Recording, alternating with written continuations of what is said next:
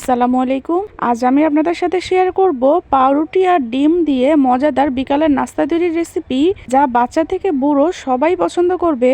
এমনকি বাচ্চাদের টিফিনেও ঝটপট উপায়ে নাস্তা বানিয়ে দিতে পারবেন। খেতেও খুবই মজা, বাচ্চারা একদম চেটিপুটে শেষ করে দিবে, এতটা মজা হয়। তো চলুন ভিডিওটি শুরু করা যাক। প্রথমেই একটা বাটিতে নর্মাল টেম্পারেচারে 2টা ডিম ভেঙে নিচ্ছি।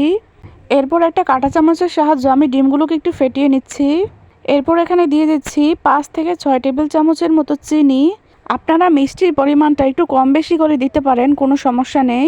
আবার যাদের ডায়াবেটিস আছে বা যারা ডায়েট করছেন তারা চিনি ছাড়াও খেতে পারেন, কোনো সমস্যা নেই। চিনি ছাড়াও খেতে খুবই মজা লাগে।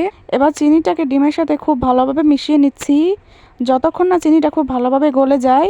মেশানো হয়ে গিয়েছে। এবার একটা পাউরুটি ডিমের মধ্যে দিয়ে 2টা কাঁটা চামচের সাহায্যে আমি পাউরুটির এপাশ ওপাশে ডিমটা খুব ভালোভাবে লাগিয়ে দিচ্ছি। একইভাবে আমি আরও কয়েকটা পাউরুটি ডিমের মধ্যে গড়িয়ে নিচ্ছি।